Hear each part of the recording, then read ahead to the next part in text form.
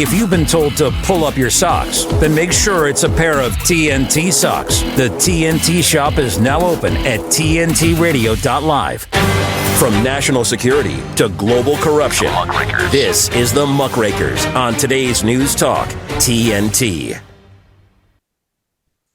Hello, everyone, and welcome to the Muckrakers on TNT. I'm Taylor Hudak, joined by my fantastic co-hosts, Andrew Eborn and Basil Valentine. Today is Thursday, August 1st, and I have to say, I can't believe that it's already the final month of summer, at least for those of us in the Northern Hemisphere. But wherever you are in the world, whether you're joining us with your morning cup of coffee, on your lunch break, or in the evening, we are happy to have you watching The Muckrakers, a show where we separate fact from fiction and fact from opinion.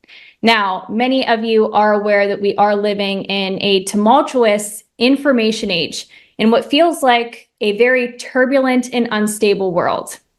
Oftentimes, political leaders say one thing and do another. Media reporting has somewhat become nothing more than just public relations for the state.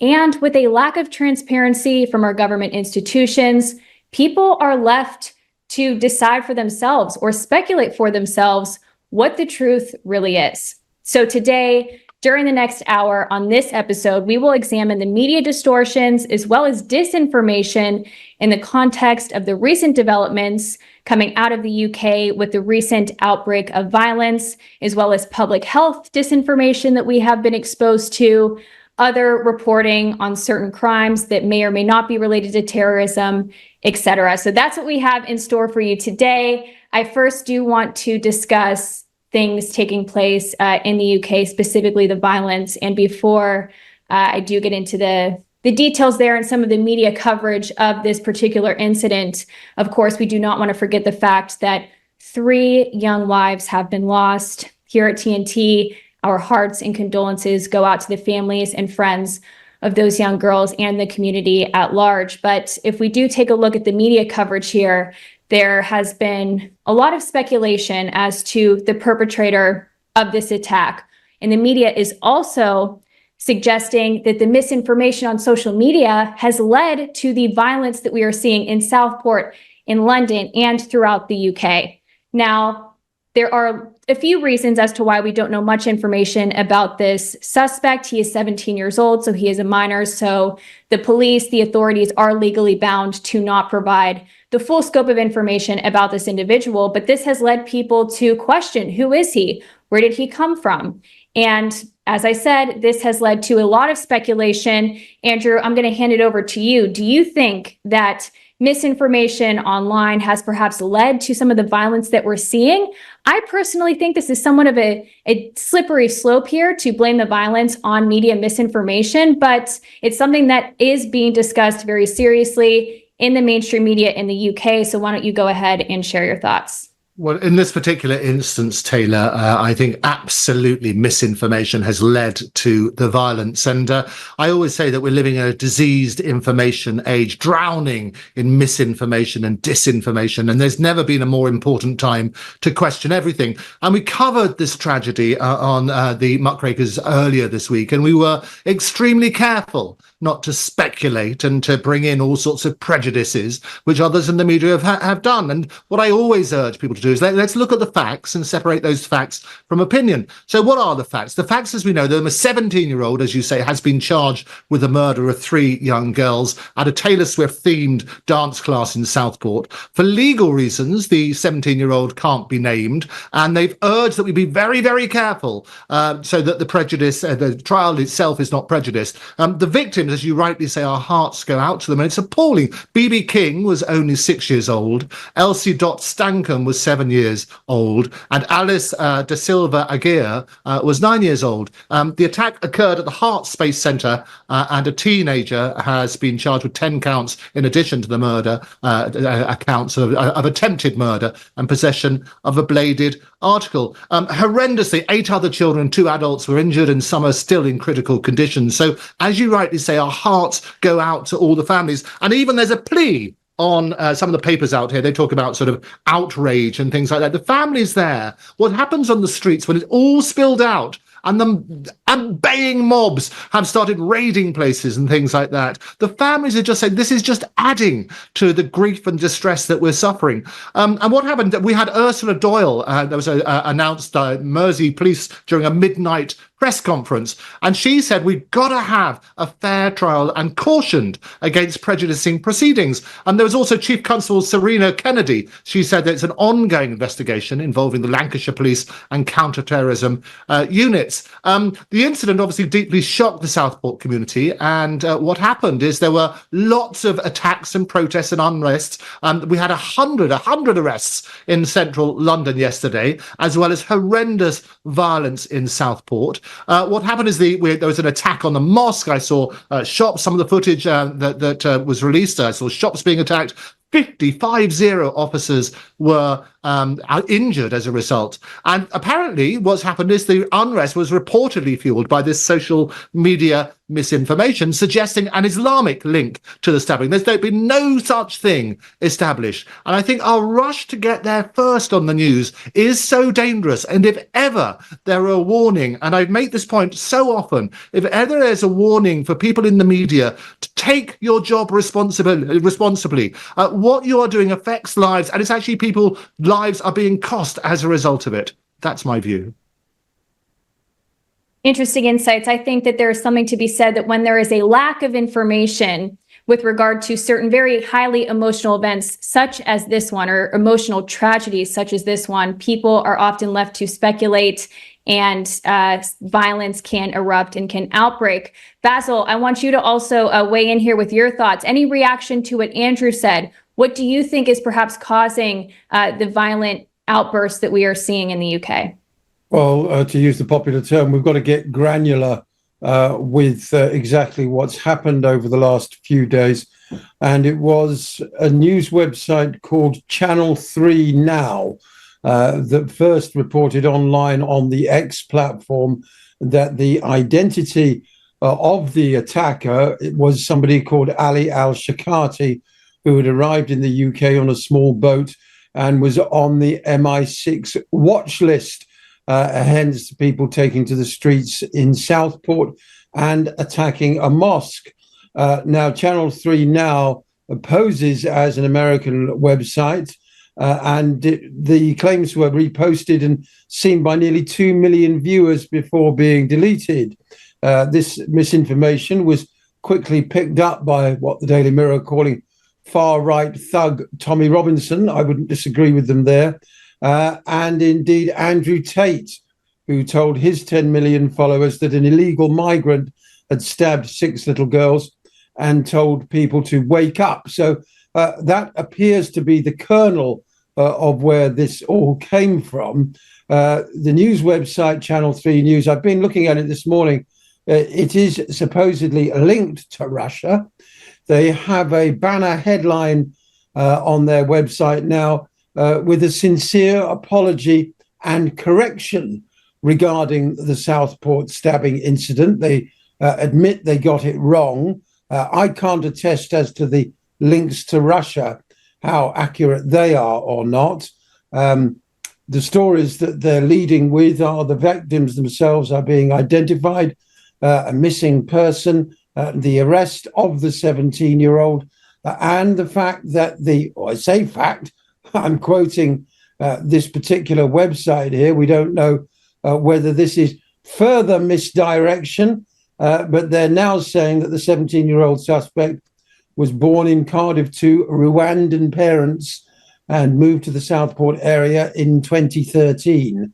A former neighbour expressed profound shock and disbelief upon hearing the news and said that during their time in Cardiff, they were a seemingly ordinary household, with the mother primarily focused on homemaking and the father consistently employed. So not much to go on there as to a motive. We don't even know if that's true. Once again, that's Channel 3 Now having issued their apology. But that's where all this started, was that fake report. Whether it was a mistake or whether it was deliberately designed to inflame tensions, that's another matter, and it's very difficult to say. But what we can say is that, the establishment talking heads and powerful talking heads of that, former boss of MI5, Sir Richard Dearlove, and the former security minister, Stephen McPartland, have both suggested that Russia could be behind the social misinformation campaign, which led to the scenes in Southport. Richard Dearlove was talking to LBC's Nick Ferrari this morning, and he fears that Kremlin bots could be doing not only this, but perhaps other things. I mean, they're already being accused of, once again, they're replaying the 2016 election Russian meddling scenario with respect to Kamala Harris. It's quite bizarre. Right. Let me just jump in here, then hand it over to Andrew. I will say, I think many people are going to see these reports coming out of the Daily Mail. It was a special investigation which appears to link a certain account or website to the Russian Federation, claiming that Russia is somehow behind stirring up violence in the UK. I have to be honest, many people are going to hear that and find it quite cartoonish, given the fact that, as you had mentioned, Basil, there has been, of course, accusations that Russia was involved in election interference in the United States in 2016. The United States and the Western world has a tendency to blame other countries for its domestic turmoil. We also just recently saw that Iran was blamed for potentially being involved with the assassination attempt against the former president, Donald Trump. So people are skeptical when they hear reports that seem to point blame at the Western enemies, being Iran, China, Russia. Andrew, any thoughts on the validity to this report and it being a substantial report? Do you think that people have a right to be skeptical here? Or do you think that this report shows a clear connection with Russia? I think it's very clear, as you say. It's always we rush to demonize the usual people, don't we, in the usual states. I did do a deep dive myself, however, into Channel 3 now. There's still the website is up there, and also the Twitter account, which is referenced. When you look at it, however, they've only got 3,276 followers, and they're following 21. And it's very interesting to see who they're actually following. They're doing a deep dive. They're following the Minneapolis police, the city of Philadelphia, the Fairfax County, and Baltimore police. Not that many people. It's tiny. But they do, as Basil mentioned, they do say our response to on a misleading information published in our recent article on our website, Channel 3 Now, we deeply regret any confusion or inconvenience this may have caused. It's up there. They have a tiny following. I can see no evidence, and I'll be always open, say keep your open mind, of any Russian influence at all. They say they're based in the US. But my concern is this, is that lots of people are jumping on tragedy in order to promote their own causes. The rioters and looters and the appalling scenes that we saw up in Southport and also in London have nothing to do with the grief that the families are suffering. And actually, those families have begged them not to let this spill out into something else. And this is what we need to address.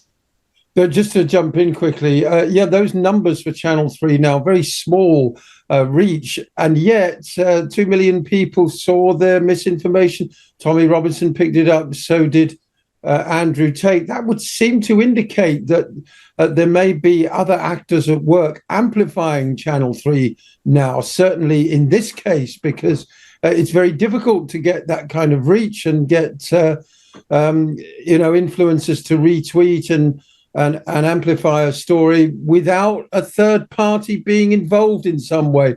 For such a negatively small organization as Channel 3 Now, about whom I can't find a Wikipedia article. Usually we get something on all these people and who they are and where they're based. And also, it's very easy to say Russian linked. You can just say that without actually demonstrating what those links are. They got Russian shareholders. Do we know who the shareholders are? What's the identity of the commissioning editor, so on and so forth? None of that is yet in the public domain, as far as I can tell. And what we should do, I'm just picking up on a couple of points there, Basil. We should actually get somebody from Channel 3 on and let's actually quiz them about that. But I would urge also against getting your information from, and we'll get Jeremy onto that. He's going to make the phone calls by the end of the show and say they're booked for the next one. What I would say is don't get your information from Wikipedia. Wikipedia can basically be edited by anybody. And whilst it's the wisdom of the crowd, there is so much misleading information there. What it does remind us that we have to get our information from as many different sources as possible. We have to question that information. And as I say, as we always like to do here on the Muckrakers, not just ask the questions, but question those answers. Absolutely. And great points that you mentioned about the specific account. It is called Channel 3, or it was at one time a few days ago referred to as Channel 3. It's also designed to look like a reputable mainstream media news channel. So it seems like it's somewhat of a sophisticated, perhaps, operation to intentionally deceive people. But I also have questions as to how this account and its posts were able to reach some very prominent individuals, political people, and actually influence them to act in a violent way. But anyways, great points, gentlemen, viewers. We do need to take a short break. When we return, we will continue our discussion on disinformation in an unstable world. You're watching The Muckrakers. Stick with us. The challenges our planet's animals are facing sometimes feel a bit heavy. The animals haven't eaten in a day, 2 days. They haven't drank anything. They're cold. They're dehydrated. As soon as we started our descent, everywhere I could see was mud. Just absolutely mud. The country has been in prolonged drought for so long. It was like a tinderbox waiting to go up. Okay, very heavy. Each of us wants to be part of the solution, and we can be. Remember that there's good happening right now. At home. All right, we were able to get into your unit, and we have all 4 of your cats. So, Okay. And around the world. For any animal in any disaster. So let's focus on that, right? Be part of the solution, one rescue at a time. Search ifa.org/disaster ready. A better business tip from TNT Radio. News Talk Radio listeners are some of the most active and involved listeners of any format. TNT Radio listeners rely on TNT Radio often as their primary source of information. They trust TNT Radio and are highly engaged with the content. If you'd like more information about advertising on TNT Radio, simply fill out your details on our contact page and we'll be in touch. To find out more, go to tntradio.live. The Muckrakers are restless. This is today's News Talk, TNT.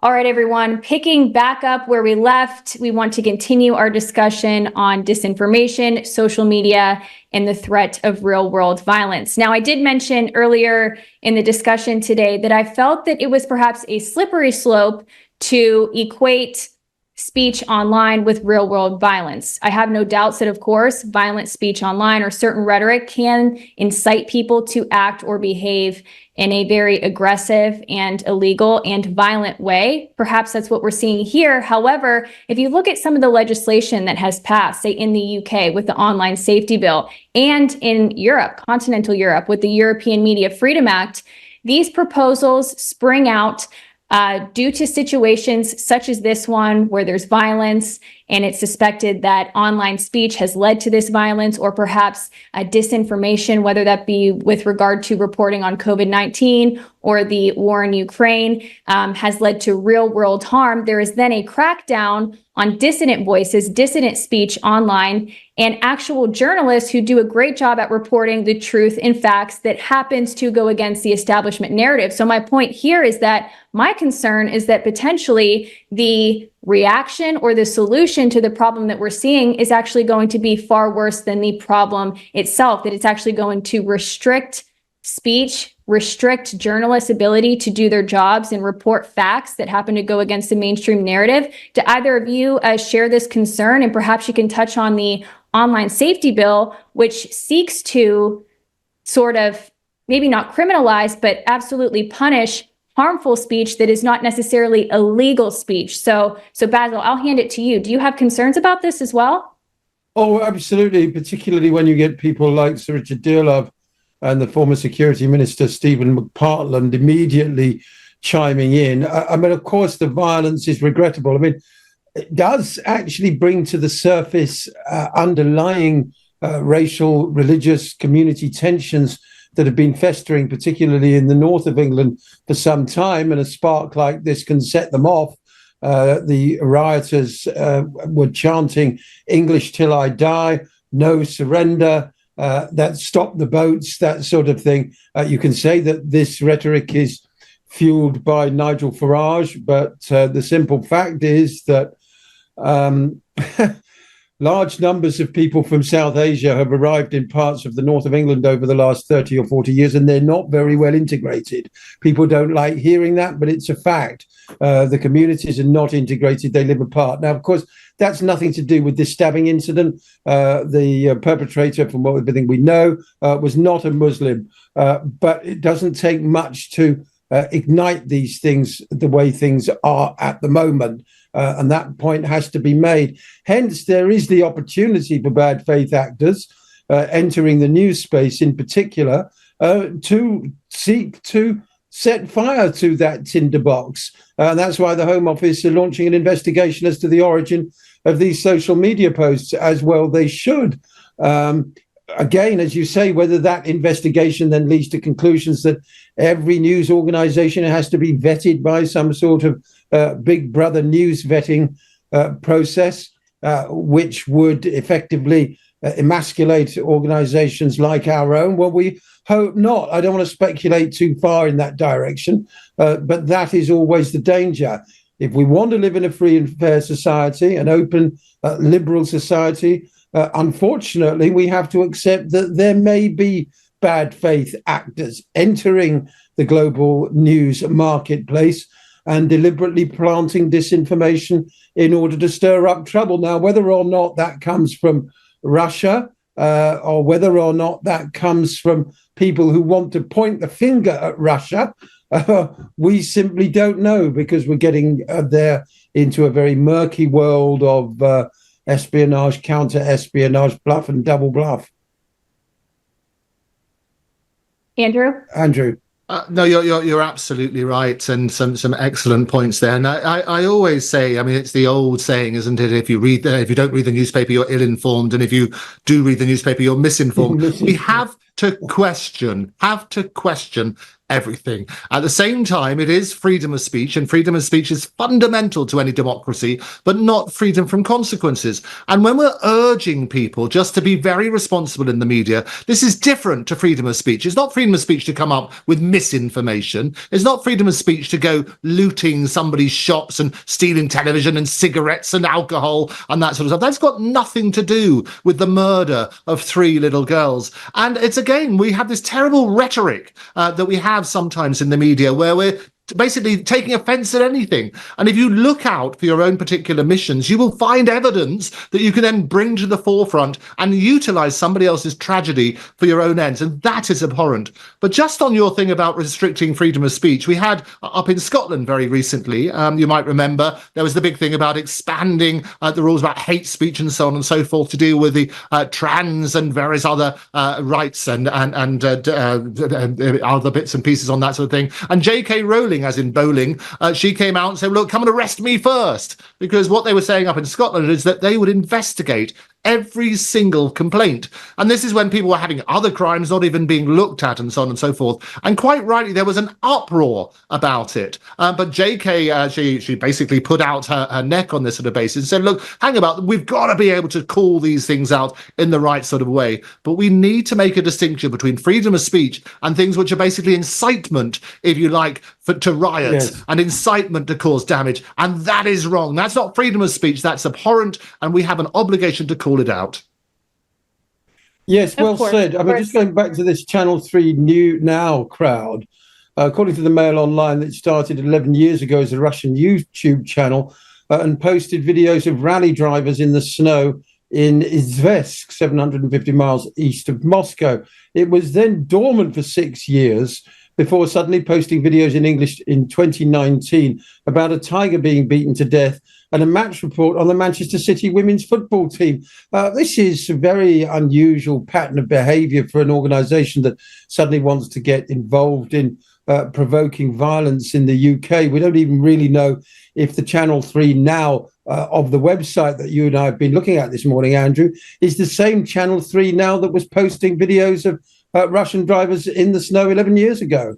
Yeah, and if it is, I think they probably get more clickbait on that sort of basis, and it's tiny the amount of followers they've got. I say 3,276, barely to be sneezed at for a media organisation. But as I say, hopefully before the end of this programme, Jeremy will tell us that he's reached out to them. Jeremy, our brilliant producer, that he's reached out to Channel 3, and we'll try and get them on a future episode. And if anybody from Channel 3 is watching, do get in touch. We'd love to hear your take on this. You've apologised for the misinformation that you spread, and I think it's only right and proper we give you a platform to answer those questions so we don't speculate, we don't fall into the same trap that others have done. They've actually said that made sure that the team responsible for publishing this news is fired, but the apology apparently contains several errors and is believed to have been written by an AI program. Honestly, Andrew, Taylor, what a weird and sometimes not so wonderful world it is we live in. Though AI would have done a better job. ChatGPT is very good at a first draft, but you have to have a look at it. No, I mean, it reads like a sincere apology. We deeply regret any confusion or inconvenience that may have been caused. We'll deeply regret the people who've been injured as a result of it. Deeply regret the outrage caused by the little girls' families and community as a result of the riots which were sparked by this. But I think as the point you made earlier, Basil, is absolutely right. People are looking for an excuse. It is a tinderbox, isn't it? Where people are turning around with their own. They've got their own issues to deal with and all sorts of questions to be asked. But we have to turn down the narrative. And I often sort of say that this is what we're doing. And there's a big mistake. I referenced last time we were on the interview that I did on another program on TNT, where somebody was saying, well, pro-ceasefire, this is all you are is an apologist for Hamas. And they were talking on that sort of basis. And actually, the question I would ask them is, what do you say to the Israeli families who are hoping to get their children back, the hostages back, and they're turning around as a result of increasing that rhetoric? You're stopping peace happening. That's got to be wrong. Absolutely. Yeah, no, these phrases are used against people so often, being anti-Semitic, pro-Hamas. It has really lost its meaning, and I think people are becoming more aware of this fact. But given that we are talking about online activity, I think it is worth just mentioning briefly here some of the aspects of the UK intelligence operations online. We learned from the Snowden documents that there is a GCHQ program, JTRIG. I'm not saying that this account is an extension of that or part of it, but it's just worth mentioning. JTRIG, that's the Joint Threat Response Intelligence Group. It is a unit, a part of the GCHQ, which its intent is to disrupt, disturb, deter online activity. It's a branch of the UK intelligence. It has been widely criticized for disrupting movements leading to violence. So I just want to mention that could be at play here. Again, could be at play, but it is worth absolutely mentioning, as well as, of course, the 77th Brigade. So when we do talk about some of the strange aspects to this account, this Channel 3 news, and it being tied to Russian intelligence, to me, I do wonder if this could be a part of a larger British intelligence operation based on the information that we have regarding JTRIG and the 77th Brigade. But I also want to point to previous events or suspected terror attacks that have occurred in the UK, in the United States, further rushes to judgment. I'll just get both of you to weigh in on this. This was a report that was released yesterday. I initially saw it in the New York Post. I find the timing quite interesting given what is taking place in the Middle East right now. But the alleged mastermind behind the 9/11 attacks, three of them have reached a plea agreement with the United States Department of Justice, or with the prosecutors, rather. And these three individuals are suspected, as I said, of being masterminds behind the 9/11 attacks. The article doesn't go into depth as to exactly their connection to 9/11. I know that on the Muckrakers, there was a deep dive discussion about 9/11. I would encourage everybody to check that out after the show today. But have both of you had a chance to look at this report? And can you draw any parallels perhaps between 9/11, the initial reporting on that, some of the reporting that we've seen recently, and what has just recently transpired in the UK? Basil, I'll hand it over to you. Well, the reports are perfunctory and extremely brief to start with. They give no details as to exactly how Khalid Sheikh Mohammed masterminded 9/11. We're all supposed to believe still that 3 buildings fell down because 2 planes fell into them, when the physics says that no buildings should have fallen down on that day, according to the planes flying into them. So the whole 9/11 story is a tissue of lies from start to finish. It's interesting that this story has been picked up by all the corporate media. Here it is, finally. We can put that one to bed. Here's the mastermind, and the picture circulating of Khalid Sheikh Mohammed looks like, dare I say it, a Turkish kebab owner after a particularly heavy night out. He's got his head down, a large bushy moustache, probably been waterboarded a few times that day already. Worth remembering, or rather absolutely central to these so-called confessions and this plea deal, is that these people have been tortured every day for 20 years. They've been in Guantánamo Bay in the most horrendous conditions. On the Patrick Henningsen show last week, I interviewed Philip Diaz, the director of a new film about Guantánamo Bay, I Am Gitmo. People were simply rounded up off the streets of Iraq and Afghanistan and taken to Guantánamo Bay and tortured. And if they didn't have anything to say, if they didn't know anything about terrorism, then that was taken as a sign of uncooperation. The American authorities are deliberately vague about the number of people held in Guantánamo, that's so that they can die at regular intervals and not be held responsible. The whole thing is a complete abomination. The story of 9/11 is a tissue of lies, and this is just the latest chapter. The timing, well, some sort of process has been going on, but I think if you'd been waterboarded every day for 20 years, you'd sign just about anything. Exactly. And it's also worth noting that the U.S. system is set up in a way where people are just not even just those who are charged with crimes related to terrorism, but any sort of criminal charge brought against someone. The justice system tends to stack up many, many charges, which just leads people to have a tendency to want to make a plea deal because it's easier, it's cost effective, and they feel that it is worth it given the extensive process they would have to go to should they plead not guilty. But yes, waterboarding and the torturous circumstances that they were under is worth noting. Go ahead, Basil. I think in the case of Khalid Sheikh Mohammed and these other 2, I think there was a partial setup, just as in the same way that Lee Harvey Oswald was maneuvered into position by the people actually responsible for the assassination of John F. Kennedy. There's actually a photograph of Oswald standing in the doorway of the Texas School Book Depository next to Billy Lovelady. So he couldn't possibly have been on the 6th floor shooting. That photo only emerged a couple of years ago. But nevertheless, various actors made a case against Oswald, at least vaguely plausible. And the same thing, I think, happened to Khalid Sheikh Mohammed and the others. I think, well, we know that the FBI have been setting up terrorist sting operations throughout this century.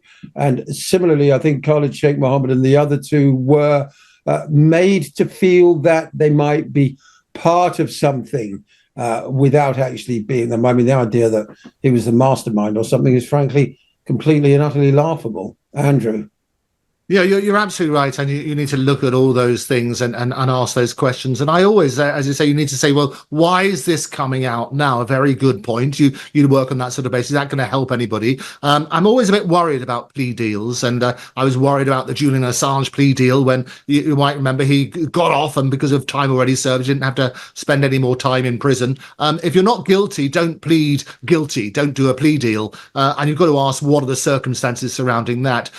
Details of the deals, as you say, specifics are not public, but they pled guilty. The idea is that the prosecution now won't seek the death penalty, and that's the reason they did it. As you also pointed out, they've been held at Guantánamo Bay without trial for years, and the people have reported about the conditions there. You can draw your own conclusions. The question, however, is who does this benefit? Because the victim family, their reaction, some of the victims, they've been speaking to this, the families, 9/11, the families, they say they're deeply troubled by the plea deal, expressing concerns about transparency and justice. So they're not feeling happy about it either, because they're feeling as though they've been let down after so many years. There's also the question of the role of Saudi Arabia. Families are urging further investigation into the potential role of Saudi Arabia, and 15 of the 19 hijackers being Saudi nationals is what it's reported. But again, we need to look at all of these. So for me, there are still so many questions unanswered, and it sounds as though it's a sort of convenience, if you like. They pled guilty, now let's hope we sweep it under the carpet.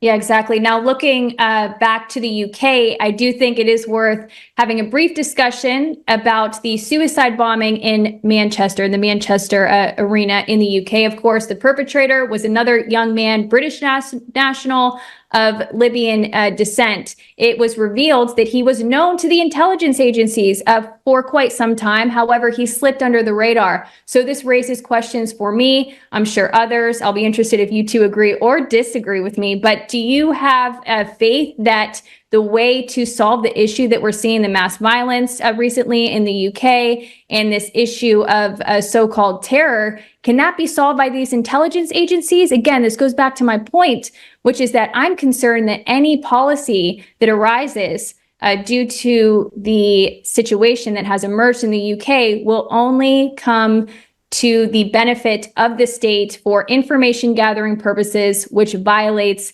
our privacy, because we know that what they have in place is already not working. It's already not working. So how can we trust that further measures are going to actually work and prevent these attacks from happening, whether that be measures such as stop and search by UK police on any citizen or anybody within the UK, or measures online to restrict speech, whether that be actual free speech or incitement and violent rhetoric. Basil, thoughts on this?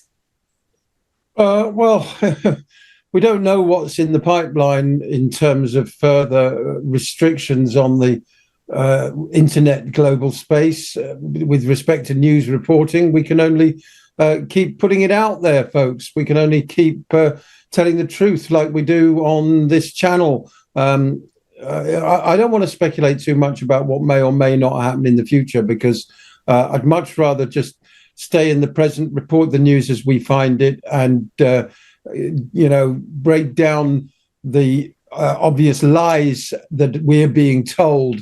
And I think if we do that, if we use truth as our shield and right as our sword, then we won't go too far wrong. I see you shaking your head, Andrew. And any other thoughts before we take a quick break? Absolutely. And I always make the point that our only mission here on TNT, the only mission we have, is our unwavering quest for the truth. And if all people in the media accept, we have a massive responsibility to do that, to make sure we try to get at the facts, not to be first, not to rush in with the story so we can get that clickbait and so on and so forth, but actually have a responsibility to the truth. We don't support any side in this other than trying to find out what the facts are. And we always make a distinction whenever we go into any of these subjects. We say, look, these are the facts as we know them. Based on those facts, these are our opinion. But you need to separate the two. But you're right, there are all sorts of questions about when laws might be introduced and so on and so forth. Basil? Well, I mean, it's very often just simply the exposure of facts that the establishment are afraid of and that the corporate media don't do. That's the case across the board with so-called conspiracy theories. What we're actually talking about is people's access to information. Alex Jones, for all his faults, he got it right 25 years ago when he called his website InfoWars, the information wars, because you can only be as well informed and make mature opinions according to the information that you have available to you. And if your information comes from an extremely narrow set of sources that follow solely government lines, there may be, cast iron facts about situations that don't adhere to government narratives. And that's what the corporate media likes to try and hide. It actually likes to deliberately hide all the BBC hoo-ha about fact-checking and all that. They actually like to hide certain facts. It's as simple as that. Yeah, and you also, I mean, again, you mentioned Alex Jones, and whilst there's a lot of good there was also a lot of awful stuff. And he basically had the largest defamation awards in US history as a result of what he said about Sandy Hook and the shooting there. So we have to be very, very careful. And as I mentioned at the beginning, when we're talking about the terrible event, the murder of these three children, is we don't want to prejudice proceedings, but we also have to tread a very fine line between what are the facts and also defamation, because we don't want the channel to be shut down as a result of accusations or unsubstantiated claims. All we can do is say, look, this is what's been reported. These are the facts as we know it. And on which Tommy Robinson has been slightly misrepresented in the press about what's actually going on. They say, oh, they've issued an arrest warrant for him. It's to do with a defamation act, defamation action, and what happened there. And he was ordered to pay a certain amount of compensation and not to repeat. And he's shown a particular documentary in breach of that order. So the arrest was not for something stopping freedom of speech. It was basically saying you're in contempt of court. And that's what happens with contempt of court. So we have to dial down the rhetoric. We have to call out injustice where it genuinely is injustice, but also call out people who are trying to advance certain propositions just to support their own particular cause. Yes, exactly. Excellent points, gentlemen. I do need to intervene. We do need to take a brief break. When we return, we are going to shift gears and take a look at disinformation in the COVID era. I know a lot of people don't want to hear about COVID anymore, but we'll keep it brief. It is important to touch on this. How could we possibly talk about disinformation and misinformation without touching on COVID-19, as well as the disinformation put forth by the various public health agencies and sort of the rewriting of history with regards to the so-called pandemic of 2020. All right, we'll take a brief break. You're watching the Muckrakers on TNT. Stick with us. Anticipate potential delays for the morning commute. In other news, a recent government report on prescription drug pricing points to corporate Freedom of the press is about your right to know. Create offenses. What are you talking about, man? Look at his stats. Clark sheer athleticism. It's about your right to be informed. Your right to access all types of information keeps us free as a nation. No. Today, there are real threats to press freedom. Residential areas by... And your right to know about the world around us. Look. Some threats are obvious, some are easy to miss, but they all put our way of life at risk. We must defend against all of these threats, no matter what kind of news is important to you. Justified putting American troops in harm's way? That's a great question. We must protect our right to know before it's too late. Understand the threats. ProtectPressFreedom.org. Many pollution sources can affect the air you breathe, from power plants and vehicles to dust and wildfires. Knowing more about local air quality can help you protect your health. If you're thinking about buying an air sensor, EPA has a series of videos to help you get the most out of it. Learn how EPA collects and uses regulatory data, how EPA communicates health messaging, and how to interpret the readings from your sensor. Visit epa.gov/air-sensor-toolbox. From national security to global corruption, this is the Muckrakers on today's News Talk, TNT. All right, everyone. Thanks for sticking with us. Basil, I'm going to hand it right over to you. Then we'll get into some discussion about COVID-19 misinformation. But you had some breaking news information related to this topic that you wanted to share with the viewers and also discuss. So I'll hand it over to you. Yeah, well, it's not just a question of what does appear online that influences the way people think and vote, for that matter. It's also what doesn't appear online. Now, after the shooting in Butler, Pennsylvania, it seemed that Donald Trump was a shoo-in for the presidency. Even the owner of Facebook, Zuckerberg, thought that Trump was an absolute badass in that moment. And there he was, punching the air, blood on his face, the Secret Service agents propping him up. It was reminiscent of that famous photo at Iwo Jima with the GIs raising the flag. But that image seems to have disappeared from social media, from our online space.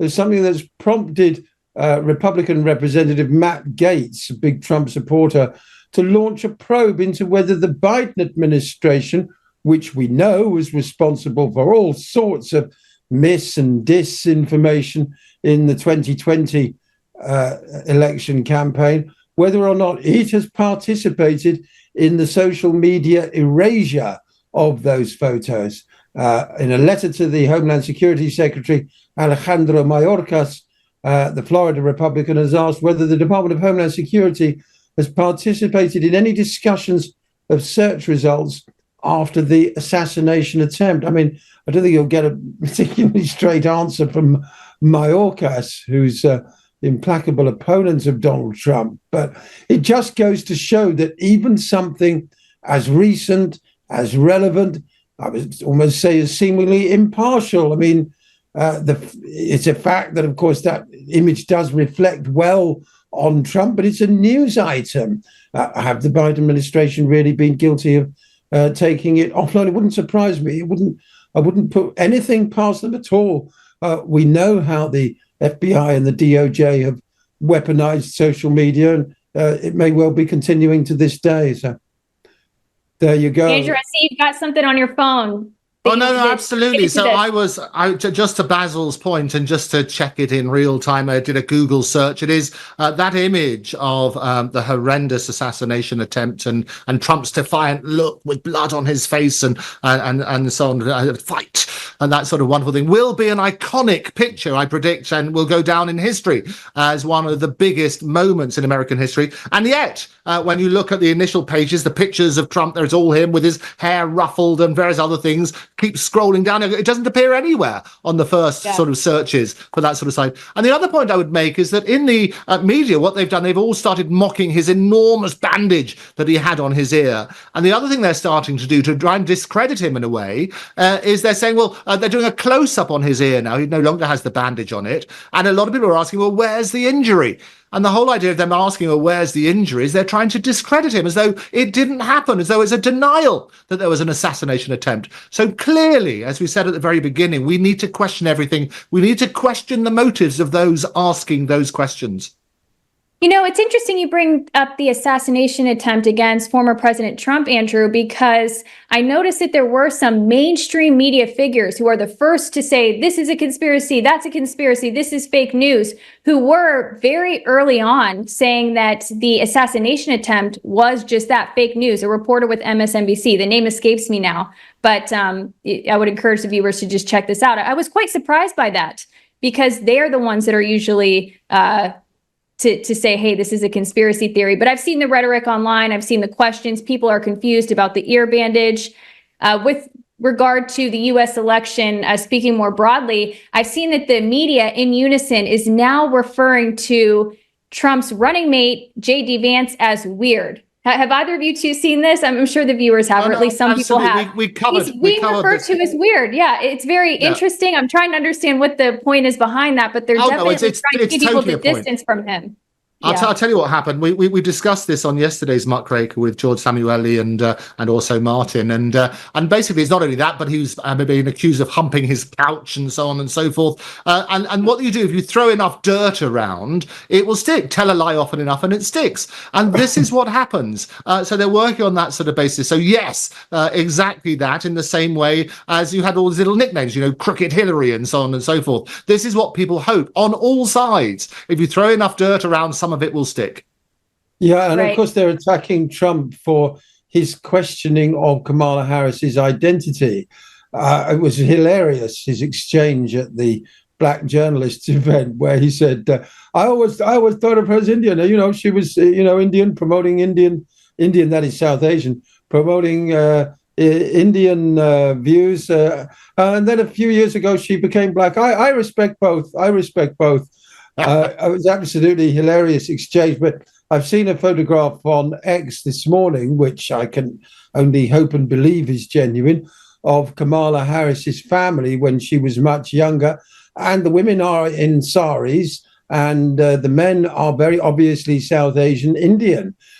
So, brown, black, who cares? But Kamala is presenting herself as African-American, and she doesn't appear to be that at all. So there's a case where he's being attacked for saying something that was actually self-evidently the case. So it's bizarre. Yeah. Well, you say who cares, Basil. I can tell you who cares. Is obviously if she wants to say that she's black and she's appealing to black voters as well. I mean, that's the whole point. Those are the people who care, and it's trying to work on that sort of basis in the same way as Trump has been photoed. With the believe it or not, I hate to have to say so, but I know some South Asian people who are quite racist towards black people, and vice versa. There isn't necessarily any great cohesion between Asians and African Americans or black British people, for that matter. It's just a fact, unfortunately. Yeah. Oh, no, and it's important to say, and we're so scared, aren't we, sometimes of saying the truth, and there is prejudice everywhere, and it's good that we call out that prejudice. Absolutely. Now, I did mention before the break, I'll touch on it just briefly, because I do think it is worth mentioning, of course, when discussing misinformation, disinformation, which, by the way, is an accusation that was leveled against people who actually spoke the truth, or at least spoke against the official narrative with regard to COVID-19. And again, many people may be hearing this thinking, oh, gosh, who cares about COVID-19? It's a thing of the past. I understand all of that, but I want people to be aware of a few points here that are very relevant to today. And that is the fact that there was an EUA authorized in the United States, that's emergency use authorization for bird flu vaccines. We need to have our radar up about this, and we need to learn our lessons from the past 3-4 years, starting with COVID-19, and be on alert to not be fooled again, because there have been real world consequences from the disinformation put out about these injections, put out about this virus that have impacted people, that are still impacting them today. People are suffering from vaccine injury, vaccine harm, and also from mental health problems due to being locked down in their homes, losing loved ones, and also now having to care for family members who are potentially harmed as a result of these vaccines. We must not let this happen again. We must stay vigilant, because it seems that tensions are arising in the United States, at least with regard to bird flu, as they have just authorized the EUAs with the bird flu vaccines, as I said. And then also looking at the UK, remember a few months ago, they passed legislation in which those who owned chickens in the UK had to register how many chickens they had, or they would be fined or even put in jail for up to a year. This is all interconnected.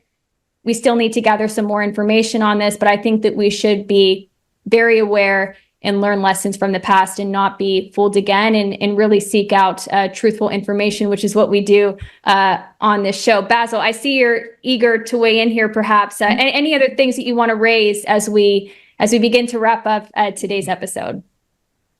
Oh, well, just that, the COVID farrago, as I like to call it, was a military-grade psychological operation in coercion and control.